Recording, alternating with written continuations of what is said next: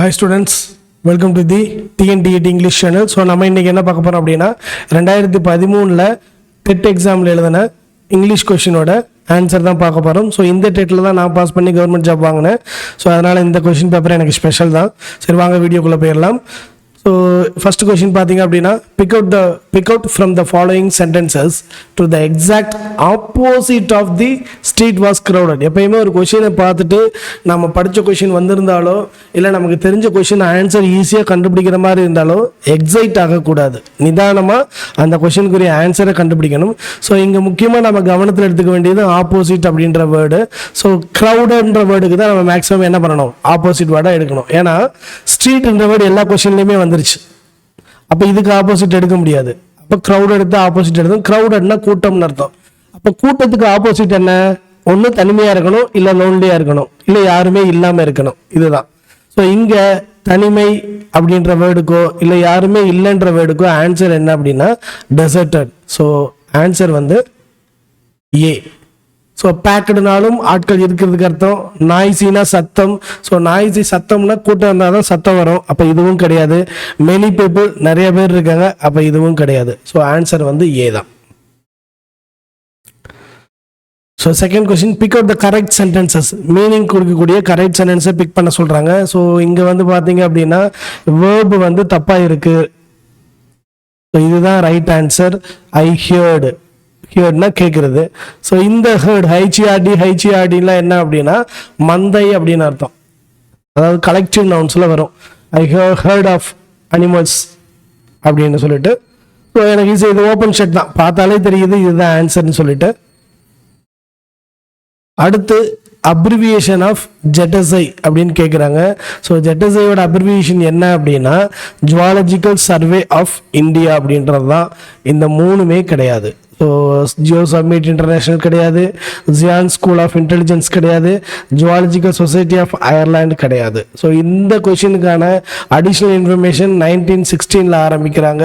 கொல்கத்தா தான் அதோட headquarters. So zoological survey of India அப்படின்றது தான். அடுத்து 64th question, choose the correct meaning of the word canner. So இந்த வார்த்தையிலே ஆன்சர் இருக்கு. நிதானமாக கொஷினை வாசிங்க. So canner, a person who carry can. கேனை எடுத்துகிட்டு போகிறது தான். வாட்டர் கேன் இல்லை தண்ணி கேன், இந்த மாதிரி எந்த கேன் வேணாலும் நீங்கள் மைண்டில் வச்சுக்கோங்க. So a person who is very optimistic. இது கேன் எடுத்துகிட்டு போகிறவரை பற்றி பேசலை. ஸோ இது இல்லை. A person who preserve things in containers. So கேனுக்கான இன்னொரு வேர்டு என்னது, கண்டெய்னர் ஃபார் சேல். அப்போ இதுதான் ஆன்சர். வேற ஏதாவது கேன் சம்பந்தமாக வருதான்னு பார்த்தா ரேர் பேர்டு, யூசர் ஸ்டிக்ஸ் கிடையாது. அப்போ இதுதான் answer. So 65, which of the following sentences means my apologies. என்னை மன்னிச்சிருங்க அப்படின்ற வார்த்தைக்கான மீனிங் எதுன்னு கேட்டால் இங்கே பாருங்க, சாரி. மற்ற எல்லாத்துலேயும் வார்த்தைன்னா கிடையாது. கிளாண்ட், ஃபைன், தேங்க்ஸ், இது எதுவுமே அப்பாலஜியை மென்ஷன் பண்ணலை. சாரின்ற வேர்டு தான் அப்பாலஜியை மென்ஷன் பண்ணுது. ஐ ஆம் வெரி சாரின்றதான் மை அப்பாலஜிஸ். ஸோ பி தான் answer. So my favourite flower is டேஸ் ரோஸ். இந்த ஆர்டிக்கிளில் கரெக்டானதை செலக்ட் பண்ணுங்கன்னு சொல்கிறாங்க. So my favourite flower is rose. Rose தான் என்னோட ஃபேவரட் ஃப்ளேவர்ன்றப்ப நான் பி தான் செலக்ட் பண்ணுவேன். ஏன்னா நிறையா ஃப்ளவர்ஸ் இருக்குது, அதில் பர்டிகுலராக எனக்கு ரோஸ் தான் அப்படின்றப்ப ஒரு ரோஸ் தான் எனக்கு பிடிக்கும்னு நான் சொல்ல முடியாது. இது ஒவ்வொன்றும் கிடையாது. ஸோ ஒரு ரோஸை கையில் வச்சுட்டு இது என்னோட ஃபேவரட் ஃப்ளவர்னு சொல்ல முடியாது. ஏன்னா இன்னொரு ரோஸ் எடுத்தாலும் அது ரோஸ் தான். அது எல்லோ ரோஸாக இருக்கட்டும், பிங்க் ரோஸாக இருக்கட்டும், ரெட்டாக இருக்கட்டும், என்ன ரோஸாக இருக்கட்டும். அப்போ பர்டிகுலராக ரோஸ் ஃப்ளவர் வந்து என்னோட ஃபேவரட் ஃப்ளவர்னு ஐடென்டிஃபை பண்ணுறதுக்கு பி தான் சரியான ஆன்சர். ஸோ ஆன்சர் வந்து த ரோஸ். அடுத்து a verb which does not take an object. Object இல்லாத verb என்னன்னா, ஆக்சுவலாக உங்களுக்கு இங்கிலீஷ் மேஜர் இருக்கவங்களுக்கு தெரியும். சப்ஜெக்ட், verb, ஆப்ஜெக்ட், இதுதான் ஒரு கம்ப்ளீட் சென்டென்ஸ். ஸோ காம்ப்ளிமெண்ட் இந்த மாதிரி நிறைய வரும். நான் வந்து இந்த கொஷினுக்கான ஆன்சரை தான் நான் இப்படி போட்டிருக்கேன். இப்போ எக்ஸாம்பிள் ஆப்ஷனுக்குள்ளே போயிடலாம். ப்ராவர்பு கண்டிப்பாக கிடையாது. ஏன்னா வேர்பு, ஆப்ஜெக்ட், ப்ராவர்ப்னா பழமொழி. அப்போ இது கிடையாது. கண்டிப்பாக அட்வர்ப் கிடையாது. ஏன்னா அட்வர்ப்ன்றது ஒரு வெர்புக்கான அடிஷ்னல் குவாலிஃபிகேஷன் கொடுக்கக்கூடியது. அப்போ இந்த ரெண்டுல ஏதோ ஒன்று தான். ஒன்று டிரான்சிட்டிவாக இருக்கும், இல்லைன்னா இன்ட்ரான்சிட்டிவாக இருக்கும். கொஸ்டின்லேயே ஆன்சர் இருக்கு. Does not take an object. Object இல்லாத ஒரு சென்டென்ஸை ஒரு வேர்பை என்ன சொல்லுவாங்க அப்படின்னா இன்ட்ரான்சிட்டிவ் வேர்புன்னு சொல்லுவாங்க. ஏன்னா ஆப்ஜெக்ட் இருந்தால் சேஞ்ச் பண்ண முடியும். இப்போ எக்ஸாம்பிள் பாருங்களேன், ஐ பிளே கிரிக்கெட். இந்த கிரிக்கெட்ன்றது ஒரு ஆப்ஜெக்ட், இது வேர்பு. இப்போ இந்த வேர்பு டிரான்சிட்டிவ் வெர்பா இன்ட்ரான்சிட்டிவ் வெர்பான்னு எப்படி தெரிஞ்சுக்கலாம்னா, இதை நான் பாசிவ் வாய்ஸாக மாற்ற தெரிஞ்சா அது டிரான்சிட்டிவ் வெர்பு, பாசிவ் வாய்ஸாக மாற்றலைன்னா அது intransitive verb. Cricket is played by me, என்னால் மாற்ற முடியுது. அப்போ இந்த வேர்ப் டிரான்சிட்டிவ் வெர்ப், காரணம் ஆப்ஜெக்ட் இருக்கு.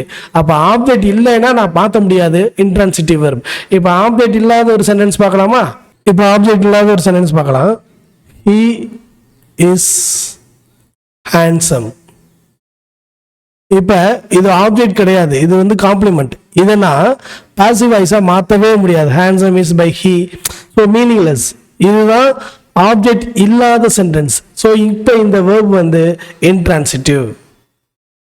ஹீ பிளேஸ், அந்த பிளேவை வச்சே நான் சொல்கிறேனே, ஹீ பிளேஸ் எவ்ரிடே.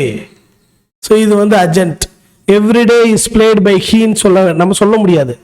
ஸோ இது வந்து ஆப்ஜெக்ட் கிடையாது, அர்ஜென்ட். ஸோ அதனால இந்த வேர்ப் இன்ட்ரான்சிட்டிவ் வேர்ப். இப்போ உங்களுக்கு புரியும்னு நினைக்கிறேன். ஒரு சென்டென்ஸில் வேர்ப் வந்து இருக்கிற ஆப்ஜெக்ட் வந்து இல்லாமல் வந்துச்சுன்னா அந்த வேர்ப் வந்து இன்ட்ரான்சிட்டிவ் வேர்ப். ஆப்ஜெக்ட் இல்லாமல் காம்ப்ளிமெண்ட், அர்ஜென்ட் எது வந்தாலும் அந்த வேர்ப் இன்ட்ரான்சிட்டிவ் வேர்ப், மாற்ற முடியாத வேர்ப். இதுவே வேர்ப் வந்து ஆப்ஜெக்டோட அந்த சென்டென்ஸ் வந்துச்சு அப்படின்னா அது வந்து டிரான்சிட்டிவ் வேர்ப், ஈஸியாக மாற்ற முடியும். ஸோ அடுத்து 68. If I dash a fish, I would swim. இது கண்டிஷனல் கிளாஸ். கண்டிஷனல் கிளாஸில் would வந்ததுனால நான் ஆன்சர் வந்து சி போகிறேன். எனக்கு was, am, have வராது. ஸோ ஒரு சிம்பிள் ரூல் ஒன்று பார்த்துடலாம். இஃப் கிளாஸில் மொத்தம் 3 டைப் இருக்குது. ஸோ இஃப் கிளாஸில் மொத்தம் 3 டைப் இருக்குது. ஃபஸ்ட்டு பார்ட் என்னென்னா, இஃப் இருக்கிற சைடு ப்ரெசன்ட் டென்ஸ் வந்துச்சுன்னா அடுத்த சைடில் வில் ப்ளஸ் வெர்பு 1 வரும். இது வந்து நார்மல். இது வந்து ஃபர்ஸ்ட் பார்ட்னு வச்சுக்கோங்க. இது வந்து கண்டிஷனல் சொல்லுவாங்க, இதை ரிசல்ட்னு சொல்லுவாங்க.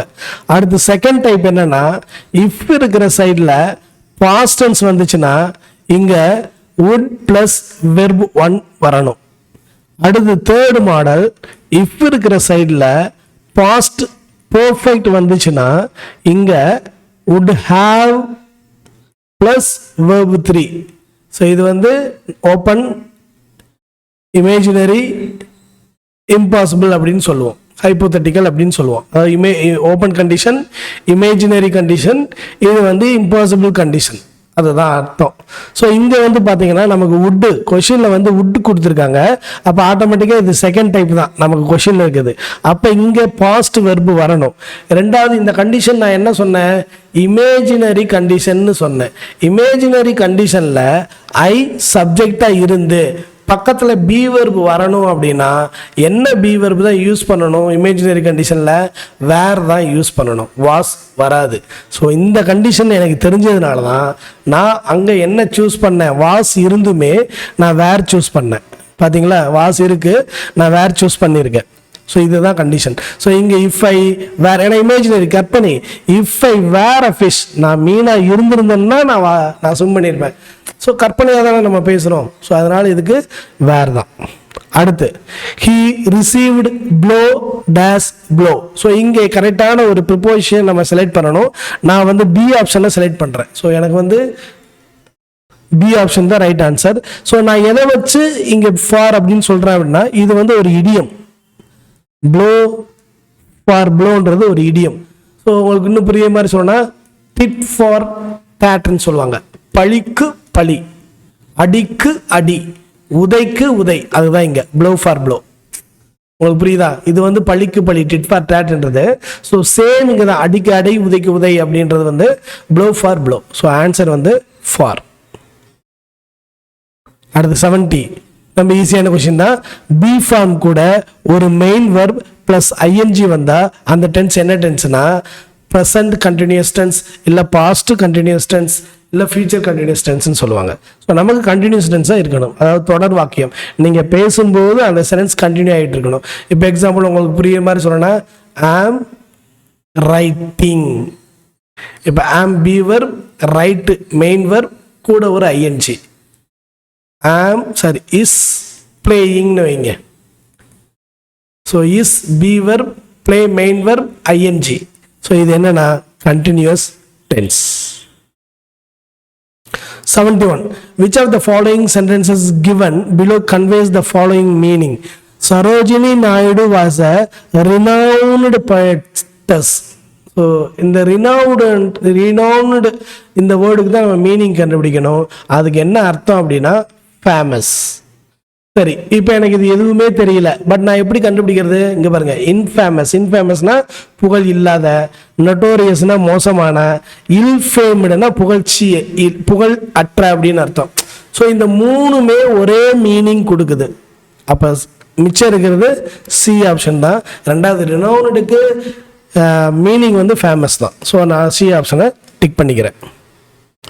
அடுத்து find out the animal which make the sound squeak. இந்த ஸ்குவீக் சவுண்ட் கொடுக்கக்கூடிய அனிமல்ஸ் செலக்ட் பண்ண சொல்றாங்க. A option guinea pigs, B option hamsters, C டேப்பட்ஸ். இது எல்லாமே ஒரு வகையான எலி வகையை சேர்ந்தது. ஸோ ஆன்சர் வந்து all of the above animals. இது வந்து ஒரு போயமில் வரும். நீங்கள் என்னோட வீடியோவில் நம்ம சேனலில் தொடர்ச்சியாக அந்த கிளாஸஸ் பார்த்துட்டு வந்திருந்தீங்கன்னா தெரிஞ்சிருக்கும். இந்த கொஷின்ஸ் 1 to 3 இருக்கு. அடுத்து the troops has arrived at the crack of the dawn. The above sentence means. இந்த சென்டென்ஸுக்கான மீனிங் என்னன்னு கேட்குறாங்க. ஸோ நான் வந்து பி ஆப்ஷனை டிக் பண்ணுறேன். ஏன் சார் பி ஆப்ஷனை டிக் பண்ணுறீங்கன்னு கேட்குறீங்கன்னா, இந்த டான் இருக்குல்ல, இந்த டானோட மீனிங் வந்து மார்னிங். அப்போ ஈவினிங்க்கு என்ன சார்? டஸ்க்னா ஈவினிங். ஸோ இப்போ சொல்லுங்கள், மார்னிங் எந்த சென்டென்ஸில் வருது? இந்த சென்டென்ஸ் தான் வருது. ஸோ இதுதான் ஆன்சர். கொஷினை அண்டர்ஸ்டாண்ட் பண்ணுங்க. கொஷின்லேயே சில கொஷின்ஸில் ஆன்சர் இருக்கும். Pick up the right spelling எதில் வருது? மோனோலித்திக் இதில் கிடையாது. மோனாலித்திக் ஏ வந்துருச்சு, இது கிடையாது. மோனோலித்திக் ஐ திங்க் இதுதான். அப்போ இதுவும் கிடையாது. இதில் ஏ வரலைன்னா இதுதான் ரைட் ஆன்சர். ஆனால் ஏ வந்துருச்சு, இங்கே பாருங்க, ஓ மோனோலித்திக். அப்போ இதுதான் ரைட் ஆன்சர், சி தான்.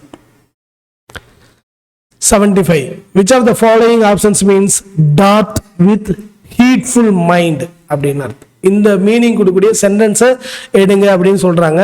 நான் வந்து பி ஆப்ஷனை டிக் பண்ணுறேன். ஸோ எதுக்காக பி ஆப்ஷன் அப்படின்னா, டாட்னா என்ன அர்த்தம்னா சடன்லின்னு அர்த்தம், திடீரென. இங்கே சடன்லி எதுக்கு வருது? இங்கே வருது, இங்கே வருது. அப்போ ஆட்டோமேட்டிக்காக இந்த ரெண்டுமே கிடையாதுன்னு ஆயிரும் இல்லையா? சரி, ஓகே. ஹீட்ஃபுல் அப்படின்னா என்ன அர்த்தம்னா கேர்ஃபுல் அப்படின்னு அர்த்தம்.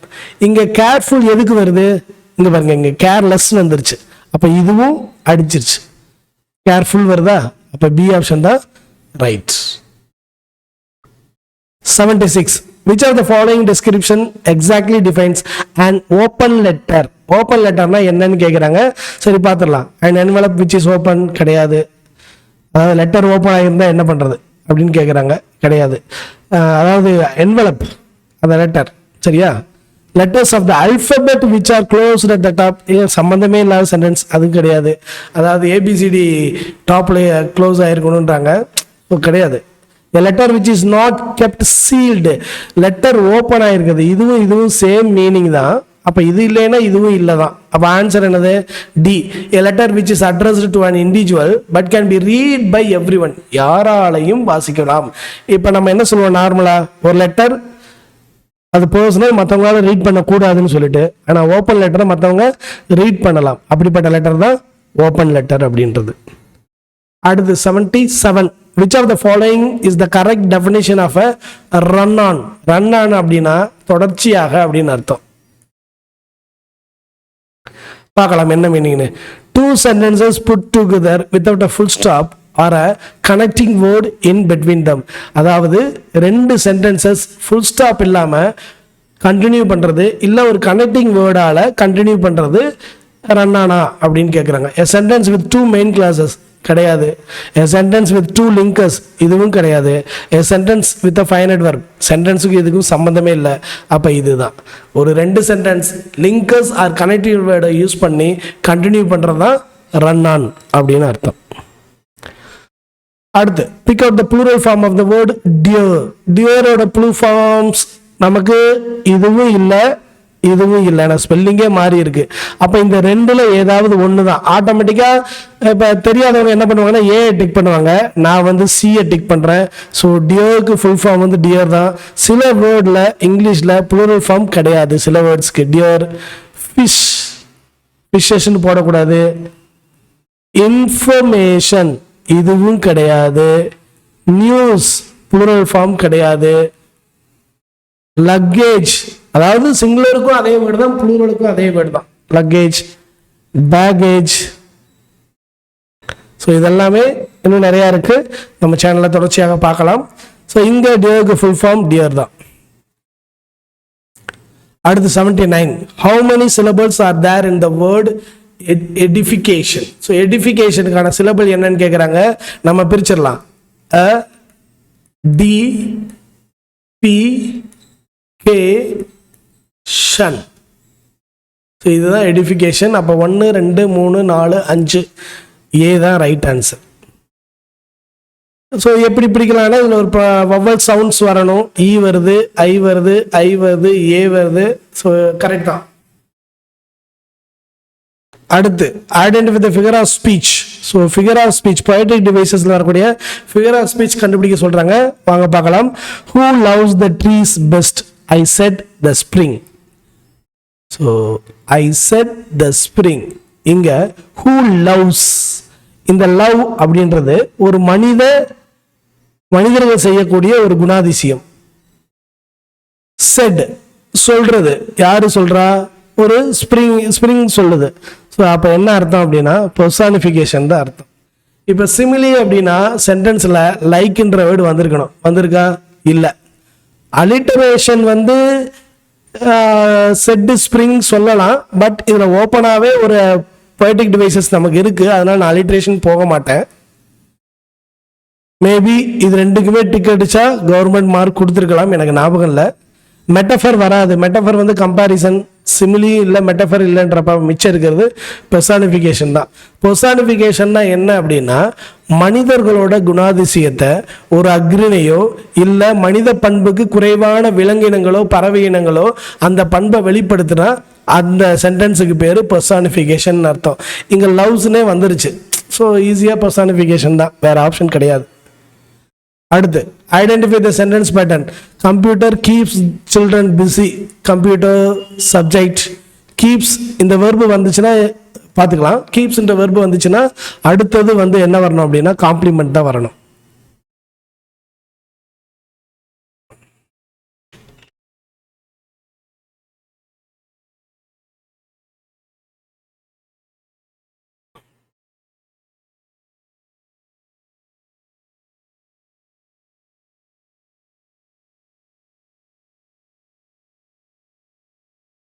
So next 81, identify the sentence pattern. Sentence pattern பார்க்கலாம். Computer keeps children busy. Computer subject keeps என்ற verb வந்தாலே நான் என்ன பண்ணுவேன்னா CA அப்படின்னு பிரிச்சிருவேன். காரணம் என்ன அப்படின்னா கிராமரில் நம்ம அடிக்கடி சென்டென்ஸ் பேட்டர்னில் சொல்லுவோம். சில வேர்ப்ஸ் வந்துச்சுன்னா கண்ணை மூடிட்டு CA போட்டிருப்பானு. Paint, elect, select, choose, keep. So இந்த மாதிரி இன்னும் நிறையா இருக்குது, நம்ம சேனலில் பார்க்கலாம். ஸோ இந்த மாதிரி வெர்பு வந்தாலும் அது என்ன பேட்டர்னா SVCA பேட்டர்ன் தான். எங்கே SVCA D தான். ஸோ இதான் ரைட் ஆன்சர், வேறு எதுவும் கிடையாது. 82, which among the following is not associated with the punctuation? முக்கியமான விஷயம், not associated with the punctuation. Punctuation கூட சேராத ஒன்றை எடுங்கன்னு சொல்லியிருக்காங்க. ஃபுல் ஸ்டாப் பஞ்சுவேஷன் தான், அப்போ இது கிடையாது. அப்பாஸ்ட்ரஃபி பஞ்சுவேஷன் தான், அப்போ அதுவும் கிடையாது. கன்ஜெக்ஷன் மேபி இது வரலாம். ஹைஃபன் கிடையாது, அப்போ கன்ஜெக்ஷன் தான், பஞ்சுவேஷனில் சேராது. ஆப்ஷன் சி தான் ரைட் ஆன்சர். இங்க choose the correct word for phonetic transcription. இது ரொம்ப முக்கியம். இந்த ஃபோனடிக்ஸ் டிரான்ஸ்கிரிப்ஷன் இருக்கக்கூடிய வேர்டை எடுங்கன்னு சொல்றாங்க. இதுலயே ஆன்சர் இருக்கு. 9க்கு நான் ஜி போட்டுக்கிறேன். இந்த ஆப்ஷன் இருக்குல்ல, இதுக்கு ஒன்றுக்கு வந்து நான் எல்லு போட்டுக்கிறேன். So answer girl. Phonetic simple தெரிஞ்சால் ஈஸியாக கண்டுபிடிச்சிடலாம் இது. ஸோ நம்ம கிளாஸில் தொடர்ந்து வீடியோ போட்டுகிட்டே இருக்கோம். ஒவ்வொரு இப்போ 1 to 3 வரைக்குமே பார்த்தீங்கன்னா நியர்லி ஒரு 10 to 15 ஃபோனடிக் சிம்பிள்ஸை இன்ட்ரடியூஸ் பண்ணியிருக்கோம். கோல் கிடையாது. கோல் வந்து இந்த சிம்பிள் வரும். க்ளம் இந்த சிம்பிள் வரும். க்ளோ இதே சிம்பிள் தான். கேர்ள் இந்த சிம்பிள். ஸோ இதுதான் ரைட் ஆன்சர். ஆன்சர் இங்கேயே கொஷின்லேயே கொடுத்துட்டாங்க அவங்க. இந்த டிரான்ஸ்கிரிப்ஷனுக்கான வேர்டை கண்டுபிடிங்கன்னு சொல்லிட்டு கேர்ள் தான் right answer. 84. Frame the question for the following sentence. Question create பண்ணணும். I go to the market twice a week. நான் 2 வாரத்துக்கு ஒரு தடவை மார்க்கெட் போவேன். இதை கொஸ்டினை எப்படி கேட்கலாம்? How long வராது. எவ்வளவு காலமா மார்க்கெட் போறேன்னா தான் ஆன்சர். இது கிடையாது. நான் வந்து 5 இயர்ஸா போறேன், 6 இயர்ஸா போறேன்னா தான். How much எவ்வளவு கிடையாது. இதுவும் கிடையாது. How often எப்ப எல்லாம் போறீங்க. மேபி இது ரைட் ஆன்சரா இருக்கலாம். கீழே பார்க்கலாம். How many எத்தனை. ஸோ இதுவும் கிடையாது. இது எத்தனை இதுவும் கிடையாது. இது எவ்வளவு இதுவும் கிடையாது. எவ்வளவு காலமாக ரொம்ப லாங் பீரியடா இருந்தால் தான் நீங்க ஹவு லாங் யூஸ் பண்ணணும். அப்ப மிச்சம் இருக்குது ஹவ் ஆவன். எப்ப எல்லாம் போவீங்க. எப்ப எல்லாம் போவேன்னா 2 வாரத்துக்கு ஒரு தடவை போவேன். அப்ப சி ஆப்ஷன் தான் right answer. The miles of God green slow dash sure. இதை நம்ம எப்படி எடுத்துக்கலாம் அப்படின்னா, தெய்வம் அதாவது தீர்ப்பு காலதாமதமாகலாம் ஆனா கண்டிப்பா கிடைக்கும்னு சொல்லுவாங்கல்ல. தெய்வம் நின்று கொள்ளும், அதாவது ஸ்லோவா கொள்ளும் ஆனா கொள்ளும். அப்ப ஆனால் அப்படின்ற வார்த்தைக்கான மீனிங் என்ன? அண்ட் மற்றும் கிடையாது. பட் ஆனால். அப்ப இதுதான் ஆன்சர். அப்ப ரெண்டுமே கிடையாது. எனக்கு ஆன்சர் கிடைச்சிருச்சு. நான் ஏன் கீழே எல்லாம் போகணும்? பட் தான். அடுத்து the number of syllables in the word ecological. சரி பார்த்துடலாம். co la g கல் 1 2 3 4 5 5 எங்க இருக்கு? இந்த இருக்கு. அப்ப இதுதான் ஆன்சர். ஸோ இது வந்து நான் ஸ்டூடெண்ட்ஸ்க்கு சிம்பிளா சொல்லி கொடுப்பேன். தொண்டையில கை வச்சுட்டீங்கன்னா அந்த ஆடம்ஸ் ஆப்பிள் வைப்ரேட் ஆகுறது, ஒவ்வொரு தடவை வைப்ரேட் ஆகுறது ஒவ்வொரு சிம்பிள் அப்படின்னு சொல்லிட்டு. கோ லா ஜி க இல். நீங்க வேணா கையை வச்சு ரொம்ப அழுத்தி பிடிக்க கூடாது. சும்மா சாஃப்டா ஒரு துணியை வைக்கிற மாதிரி கையை உள்ளங்கைய ஆடம்ஸ் ஆப்பிள் மேல தொண்டைக்குழி மேல வச்சிங்கன்னா நீங்க பேச பேச தொண்டைக்குழி உங்க கையை டச் பண்ணும். ஒவ்வொரு தடவையும் டச் பண்ணும்போது அது ஒரு சிலபல். கோ லா ஜி க இல் 5 தடவை டச் ஆச்சு. நீங்க வேணா ட்ரை பண்ணி பாருங்க. இது உங்களுக்கு புரியும். நம்ம சேனலை சப்ஸ்கிரைப் பண்ணுங்க. இந்த மாதிரி நிறைய டிப்ஸ் அண்ட் ட்ரிக்ஸ் நான் கொடுப்பேன். ஸோ அடுத்த கொஸ்டின் போயிடலாம். fill in the blanks by choosing the right option given along with each question. Supply the suitable question tag. இருக்கிறதுல ரொம்ப ஈஸியான question tag. Plants give out oxygen during the day. நான் verb எடுத்துக்கிறேன் give. So இந்த give வந்து present tense எனக்கு புரியுது. அப்ப இந்த give எப்படி பிரிக்கலாம்? give do plus give னு பிரிக்கலாம். ஸோ do வந்துருச்சு. டூ எங்க வருது? இந்த ரெண்டுலயும் வருது. அப்ப இந்த ரெண்டுமே ஆன்சர் கிடையாது. இந்த ரெண்டுல எது ஆன்சர் நான் எப்படி கண்டுபிடிக்கிறது? சென்டென்ஸ் பாசிட்டிவா நெகட்டிவான்னு பார்க்கணும். சென்டென்ஸ் பாசிட்டிவ் தான்.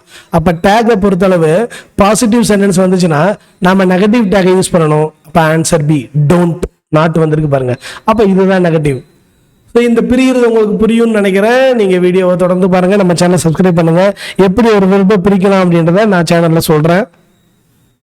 அடுத்து போயிடலாம். Supply a suitable suffix.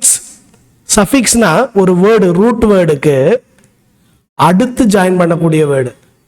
ப்ரிஃபிக்ஸ்னா root வேர்டுக்கு முன்னாடி ஜாயின் பண்ணக்கூடியது. அப்ப சஃபிக்ஸ்னா ரூட் வேர்டுக்கு அடுத்து ஜாயின் பண்ணணும். இங்க ரூட் வேர்டு வந்து ஷீப். அப்ப ஷீபிட்டி வராது. ஷீப்னஸ் வராது. ஷீபிஷ் ஓகே. ஷீபிசம் வராது. அப்ப ஷீபிஷ் தான். சி தான் ரைட் ஆன்சர். ஸோ வொக்காபுலரி ஸ்ட்ராங்காக இருந்தால் இந்த மாதிரி கொஸ்டினுக்கு நீங்கள் ஆன்சர் பண்ணிடலாம். fill in the blank with suitable homophone. homophone. So 2 விஷயம் இருக்கு. ஒன்று ஹோமோனிம்ஸ். ஹோமோனிம்ஸ்னா என்ன அப்படின்னா ஸ்பெல்லிங்கும் ஒரே மாதிரி இருக்கும், ப்ரொனவுன்சியேஷனும் ஒரே மாதிரி இருக்கும். ஆனால் ஹோமோஃபோன் அப்படின்னா ஸ்பெல்லிங் வேற மாதிரி இருக்கும், ப்ரொனன்சியேஷன் ஒரே மாதிரி இருக்கும். சரி, the police controlled the right. So இதுதான் கலகம். இதுக்கு அர்த்தம் வந்து கலகம். ஸோ அதனால இதுதான் ரைட் ஆன்சர். ரைட்டுனா சரி, ரைட்டுனா எழுதுறது. இந்த ரைட் என்னன்னு எனக்கு தெரியல. ஸோ இதுதான் ஆன்சர். ரைட். ஸோ அடுத்த லாஸ்ட் கொஸ்டின் பார்க்க போகிறோம். Supply suitable relative pronoun. Relative ப்ரோனவுன்ல எது இந்த சென்டென்ஸ்க்கு எது கரெக்டாக வரும்னு பார்க்கலாம். I stayed with my grandmother. நான் எங்கள் பாட்டி கூடயே இருந்துக்கிறேன். டேஸ் cooking was the best in the world. ஏன்னா அவங்க சாப்பாடு அதிகமாக இருக்கும். யாருடைய சாப்பாடு நல்லா இருக்கும், வேர்ல்ட்லேயே பெஸ்ட்டாக இருக்குமோ அந்த பாட்டி வீட்டில் நான் இருந்துக்கிறேன். அப்போ யாருடைய, நான் எங்கள் பாட்டி வீட்டுக்குள்ளே இருந்துக்கிறேன், அவங்களுடைய சாப்பாடு வேர்ல்ட்லேயே பெஸ்ட்டு. அவங்களுடைய, யாருடைய. அப்போ இந்த 4 சென்டென்ஸில் யாருடைய அப்படின்ற வேர்டுக்கு எது வருதோ அதுதான் ஆன்சர். வாட் என்ன கிடையாது. ஹூம் யாருக்கு கிடையாது. ஹூ யார் கிடையாது. அப்போ ஆன்சர் தான் ஹூஸ் யாருடைய. அப்போ right answer D option. So மக்களே, இதோட 2013ஆம் ஆண்டு டெட் கொஸ்டின் நம்ம பார்த்துருக்கோம். இந்த கொஸ்டினை பார்க்கும்போதே தெரியும் எவ்வளோ ஈஸியாக நான் ஆன்சரை சூஸ் பண்ணேன் அப்படின்னு சொல்லிட்டு. ஸோ தொடர்ச்சியாக நம்ம சேனலில் பாருங்கள், உங்களால் ஆசிரியர் தகுதி தேர்வு பாஸ் பண்ண முடியும். அடுத்த ஒரு கொஸ்டினை சந்திக்கலாம். தேங்க்யூ. சேனலை சப்ஸ்கிரைப் பண்ணுங்கள், சப்போர்ட் பண்ணுங்கள். ஏன்னா நீங்கள் போடுற அந்த சப்ஸ்கிரிப்ஷனும் சப்போர்ட்டும் இருந்தால் ஏன்னா அடுத்த வீடியோ போட வைக்கும். பெல் ஐக்கானை கிளிக் பண்ணி வச்சுக்கோங்க. இது மாதிரி நான் போடக்கூடிய வீடியோ உங்களுக்கு கிடைக்கும். தேங்க்யூ.